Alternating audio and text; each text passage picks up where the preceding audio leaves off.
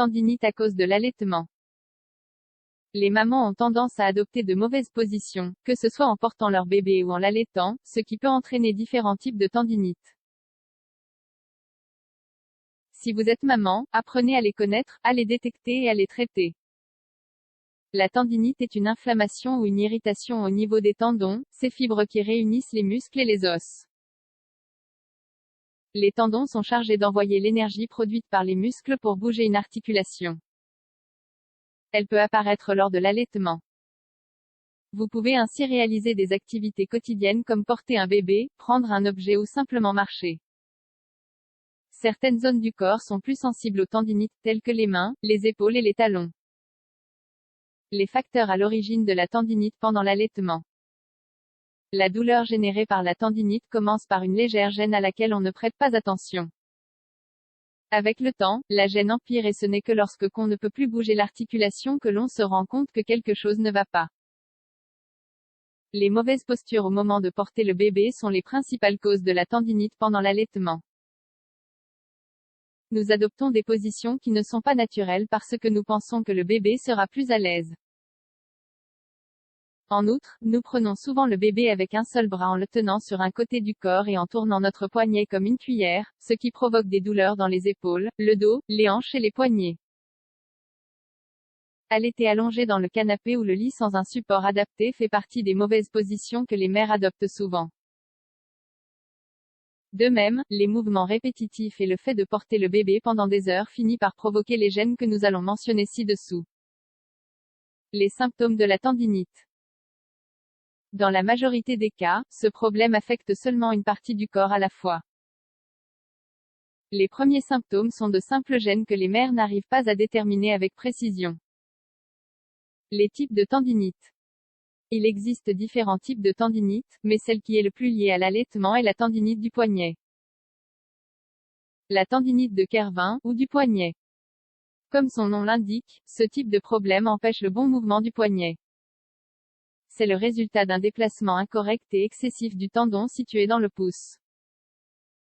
Il est dû à la pression répétée du pouce en bougeant le poignet.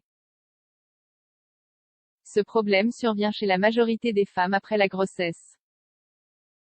Le premier indice est une douleur ou une inflammation du poignet, du pouce, surtout lors de la répétition d'un mouvement.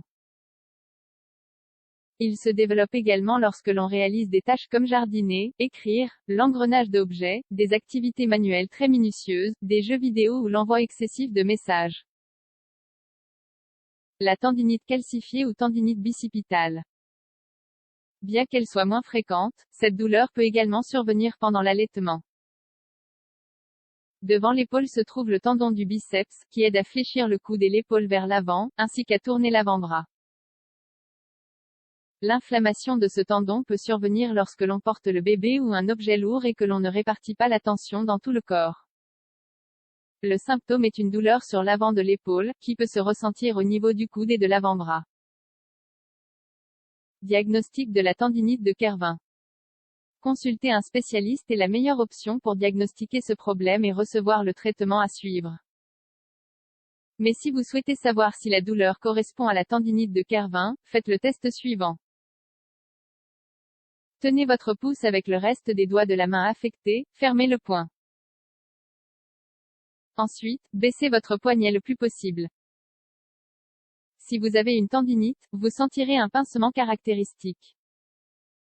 De plus, vous aurez tendance à avoir mal en faisant n'importe quel mouvement, même simple.